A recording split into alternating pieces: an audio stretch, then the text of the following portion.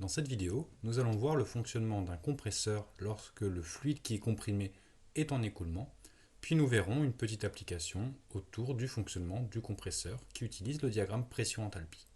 Sur la figure qui est ici, vous avez le schéma de principe du fonctionnement d'un compresseur à écoulement. Le fonctionnement est relativement simple, comme vous pouvez le voir. Nous avons ici la conduite dans laquelle va arriver le fluide, et puis nous avons un compresseur qui est ici, constitué d'un volant qui est actionné par un moteur, donc on va fournir de l'énergie pour faire tourner ce volant. Un système bielle-manivelle va permettre de transformer le mouvement de rotation du moteur en un mouvement de translation au niveau d'un piston. Et vous avez ici un système de clapet dont je vais vous expliquer le fonctionnement. Alors dans un premier temps, ce qui va se passer, c'est que le premier clapet, le clapet d'aspiration ici est ouvert, le clapet de refoulement est fermé, et le mouvement du volant est tel que le piston va vers le bas. À ce moment-là, on a une aspiration du fluide qui arrive ici dans la chambre de compression. Dans un deuxième temps, le clapet d'aspiration va se fermer, donc les deux clapets sont fermés. Le piston va avoir un mouvement descendant, il va donc comprimer le fluide qui est dans la chambre ici. Et avant que le piston arrive juste en bas de sa course, le clapet de refoulement va s'ouvrir et va refouler le fluide dans la conduite. Ainsi, on aura réalisé une compression du fluide en le faisant passer d'une pression d'entrée PE à une pression de sortie PS qui va être plus importante. Alors on va essayer d'appliquer le premier principe pour un fluide en écoulement sur cet organe pour voir un petit peu à quoi ressemble le bilan. Donc le premier principe pour un fluide en écoulement, on a vu que c'était la variation d'énergie cinétique massique plus la variation d'énergie potentielle massique plus la variation d'enthalpie qui allait être égale au travail utile plus à la chaleur reçue. Alors dans un compresseur comme celui-ci, un petit peu comme dans la détente de Joule-Kelvin, les variations d'énergie cinétique et d'énergie potentielle sont négligeables. Ce n'est pas le but de la machine ici de faire varier ces deux termes. Donc on négligera ces variations. Il nous restera donc dans le terme de gauche uniquement la variation d'enthalpie. Au niveau du terme de droite, on a un travail utile qui va être différent de 0, car cette fois dans la machine on a une partie active, on a le mouvement du piston qui va venir apporter du travail à notre fluide. Donc ce terme-là est différent de 0. Par contre, on va considérer en général que la transforme est adiabatique, c'est-à-dire que les conduites et le piston dans lequel on a la chambre de compression vont être calorifugés. Donc ce terme-là est égal à 0. Ainsi, le bilan énergétique pour le fonctionnement d'un compresseur comme celui-ci se résout à la variation d'enthalpie massique qui est égale au travail fourni par le compresseur. Encore une fois, je vous le rappelle, le travail des forces de pression est déjà inclus à l'intérieur de la variation d'enthalpie massique. Alors je vous propose maintenant une seconde application pour travailler autour du fonctionnement de ce compresseur et des diagrammes pression-enthalpie. Alors on va considérer un compresseur adiabatique dont le but va être de comprimer de l'air, qui a une pression de 1 bar avec une température de 20 degrés, et on travaillera sur le diagramme qui est dans la première annexe de votre cours. Alors, on vous demande de montrer que lorsque le compresseur fonctionne de manière réelle, c'est-à-dire qu'il y a une création d'entropie, alors l'élévation de température est plus importante que dans le cas où le compresseur fonctionne avec un fonctionnement qui est réversible. Bon. Dans les questions qui suivent, on va considérer un cas un petit peu plus réel. Donc on vous dit que lorsque le taux de compression est élevé, il va falloir fractionner la compression pour ne pas avoir un échauffement trop important. Et on considère un compresseur à 3 étages, c'est-à-dire 3 compressions successives. Entre chaque compression, on va considérer que le gaz aura le temps de se refroidir de manière isobare. Et on va vous demander dans un premier temps de tracer l'allure de la transformation subie par le gaz dans le compresseur sur le diagramme pression-enthalpie, d'en déduire donc la température finale après compression, et de calculer pour chaque étage le travail reçu de la part du gaz en utilisant la loi de Laplace, et de comparer ce qu'on obtient avec un relevé direct sur le graphique. Je vous laisse quelques minutes pour réfléchir à ces questions et on corrige en suivant. Dans la première question, on nous demandait de montrer qu'un compresseur réel échauffe plus le gaz qu'un compresseur qui fonctionnerait de manière réversible. Alors, dans un fonctionnement réversible du compresseur, comme on a quelque chose qui est également adiabatique, on va avoir une transformation adiabatique réversible, ce qui va se caractériser par une variation d'entropie qui sera égale à S échangé plus S créé, qui sera égal à 0. Pas d'entropie échangée car c'est adiabatique, pas d'entropie créée car c'est réversible. Pour tracer la transformation adiabatique réversible, on travaillera donc le long d'une isentropique. Pour une transformation qui serait adiabatique réelle, nous n'aurons plus cette variation d'entropie égale à 0. En effet, on aura un terme d'échange qui sera toujours égal à 0. Par contre, le terme de création d'entropie, lui, sera strictement positif. On va donc se déplacer vers les entropies croissantes. Alors voyons ce que ça va donner sur le graphique. Si je place d'abord l'état initial de mon gaz, nous sommes à une pression initiale de 1 bar, c'est-à-dire à ce niveau-là, et à une température de 20 degrés Celsius, c'est-à-dire que l'état initial du gaz correspond à ce point. Dans le cas d'un fonctionnement adiabatique réversible, je me déplace le long d'une isentropique, c'est-à-dire ici, le long d'une des courbes bleues. Imaginons par exemple que je comprime jusqu'à 3 bars, par exemple, pour se fixer une chose. Donc 3 bars, ça va être ici. Et donc si je me déplace le long d'une isentropique jusqu'à 3 bars, j'arrive dans l'état final qui sera celui-ci. Donc c'est l'état final réversible. On voit que dans cet exemple, mon gaz atteindra une température de 120 degrés Celsius. Dans le cas où j'ai une transformation qui n'est plus réversible, je vais avoir une augmentation d'entropie et donc je vais me rapprocher de la courbe bleue qui est ici. Alors évidemment ici on n'a pas de valeur numérique, on ne sait pas de combien augmente l'entropie, donc on va choisir une valeur arbitraire. Et ce qui compte, c'est de tracer une transformation qui va aller vers une entropie plus importante, par exemple comme celle-ci. On s'arrête de nouveau à 3 bars et on aura un état final réel qui sera ici. On peut voir qu'avec cet exemple, on va terminer la transformation avec une température de 170 degrés Celsius. Dans la deuxième question, on nous demandait de tracer la transformation suivie par le fluide lorsqu'il est comprimé 3 fois dans des compresseurs de taux de compression 5. Alors on va revenir sur le graphique et on va tracer ces transformations. L'état initial du gaz est toujours un gaz à la pression de 1 bar à la température de 20 degrés Celsius, donc on a toujours un point de départ qui est ici. Chacun des 3 compresseurs fonctionne de manière idéale, de manière réversible, donc on va tracer le long d'une isentropique. La première compression va avoir lieu d'une pression de départ de 1 bar jusqu'à une pression de 5 bars, donc 2, 3, 4, 5 bars, ce sera ici. On va tracer tout de suite les suivantes. Quand on sera arrivé à 5 bars, ensuite on va comprimer 5 fois. On va donc arriver de nouveau à 25 bars. Donc ici on est à 10 bars, ici on est à 20 bars, ici on est à 30 bars. Donc 25 bars ce sera entre les deux. Je vous rappelle que c'est une graduation logarithmique, donc c'est pas tout à fait régulier.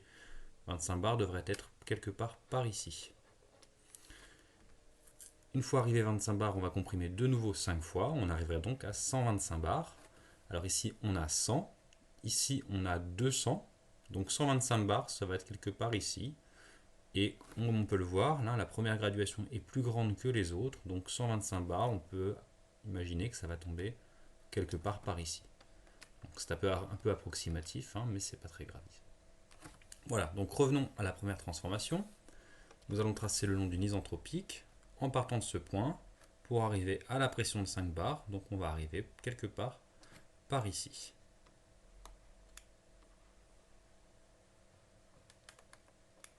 Voilà notre première compression. À l'issue de cette compression, le gaz va se refroidir de manière isobare et on va revenir à une température de 20 degrés Celsius. On va donc avoir une transformation qui est représentée par un trait horizontal jusqu'à l'isotherme 20 degrés Celsius, c'est-à-dire ici. Une fois ici, on va de nouveau comprimer le gaz, jusqu'à une pression de 25 bars cette fois, qui va nous faire arriver ici. La compression est toujours isentropique, et là on a de la chance, on tombe pile poil sur l'isentropique. On a donc quelque chose qui va ressembler à ça. À peu près. De nouveau, un refroidissement isobar jusqu'à la température de 20 degrés. Et on termine avec la dernière compression, toujours isentropique, jusqu'à 125 bars. On devrait donc arriver quelque part par ici.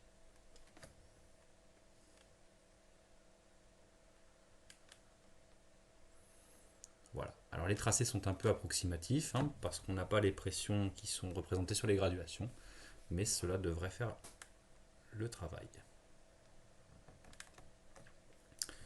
Voilà.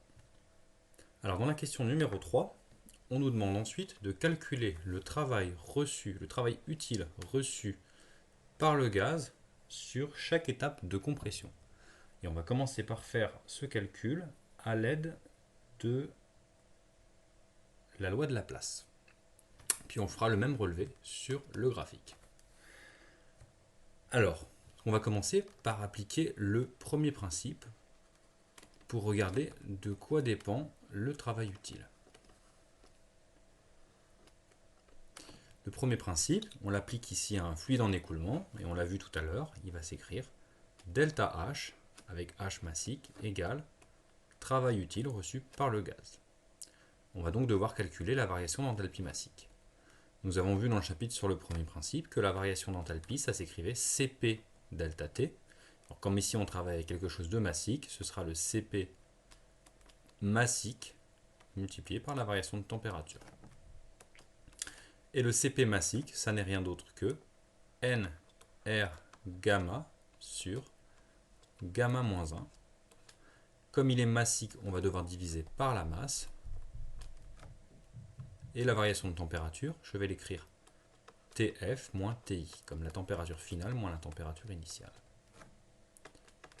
Si je développe NRTF, en appliquant la loi du gaz parfait, ça va me donner PF-VF. De la même manière, NRTI va me donner PI-VI. Donc il va me rester gamma sur la masse fois gamma moins 1 multiplié par PF-VF moins PI-VI. Alors sur ce compresseur, nous ce qu'on connaît, c'est le taux de compression, taux. Donc ce qu'on va chercher à faire, c'est qu'on va essayer de faire disparaître les données PF, VF, également le volume initial, pour faire apparaître uniquement la pression initiale. Alors, pour commencer, on peut calculer PF. Eh bien, comme taux, le taux de compression, c'est le rapport de la pression finale sur la pression initiale, eh bien, on peut en déduire assez facilement que la pression finale, ce sera taux PI. Ensuite, pour le volume final, on va utiliser la loi de Laplace. La loi de Laplace, elle nous dit, si je l'applique entre l'instant final et l'instant initial avec les variables pression et volume, que le produit PV puissance gamma est égal à une constante. J'ai donc PI VI puissance gamma qui est égal à PF VF puissance gamma. Comme ce qui m'intéresse, c'est le volume final, je mets celui-ci devant, ce qui va me donner VF égale VI multiplié par PI sur PF à la puissance 1 sur gamma. Or, PI sur PF, eh bien, c'est l'inverse du taux de compression. Donc ça, ce sera VI multiplié par 1 sur taux à la puissance 1 sur gamma. Je vais remplacer ça dans l'expression qui est ici. Et je déduis donc que le travail utile reçu par le gaz, ce sera gamma sur M gamma moins 1 multiplié par, donc PF ce sera taux PI, donc j'aurai taux PI VI 1 sur taux à la puissance 1 sur gamma moins PI VI.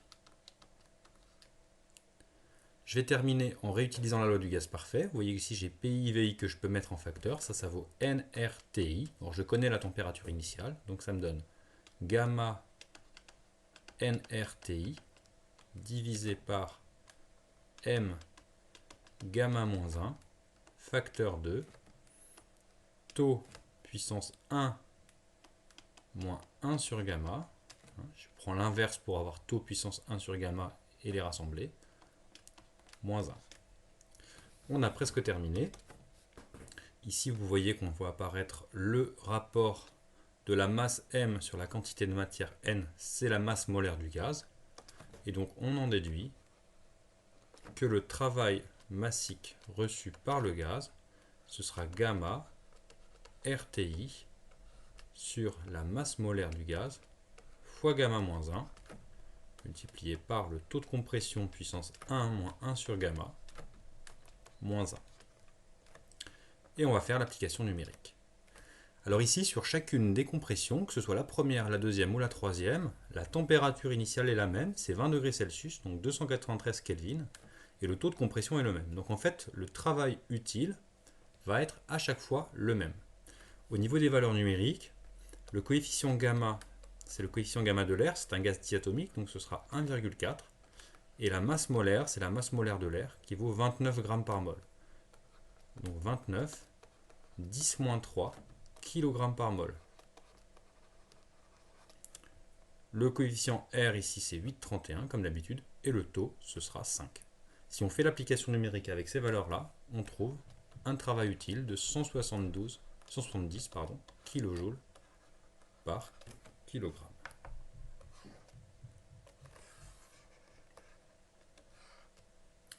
Voilà, donc vous voyez que c'est assez calculatoire, mais on arrive quand même au résultat. Si maintenant je relève le travail utile sur le graphique, vous allez voir que c'est beaucoup plus pratique, d'où l'intérêt d'utiliser ce genre de graphique. Sur la première étape, ici, je pars d'une enthalpie qui est de l'ordre de à peu près 420 kJ par kilogramme, pour aboutir à une enthalpie ici qui est de l'ordre de 590 kJ par kilogramme. Bon, c'est approximatif. Et vous voyez que la différence entre les deux, ça me donne bien 170 kJ par kilogramme. Donc je trouve un résultat qui est identique avec le relevé sur le graphique et avec le calcul. Ceci s'explique facilement parce que le gaz que je considère, donc ici l'air, peut être considéré comme un gaz parfait dans ses conditions de température et de pression. On le voit bien, on avait discuté de ça dans un TD. Ici, on voit que les isothermes sont bien verticales, donc la loi de Joule est bien respectée. Si on regarde sur les étapes suivantes, alors on ne va pas refaire le calcul, mais si on regarde, on peut voir que le point de départ est quasiment à la verticale à chaque fois du point de départ qui est ici, et que les points finaux ici sont quasiment aussi à la verticale. À part celui-ci qui est un petit peu décalé, mais c'est peut-être dû au fait qu'on a ici une graduation qui n'est pas très précise. Donc on va trouver sur chacune des transformations à peu près les 170 kJ par kilogramme.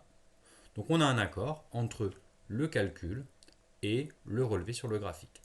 Donc vous vous rendez bien compte qu'ici on a un gain de temps qui est énorme en utilisant le graphique, donc on privilégiera au maximum cette approche.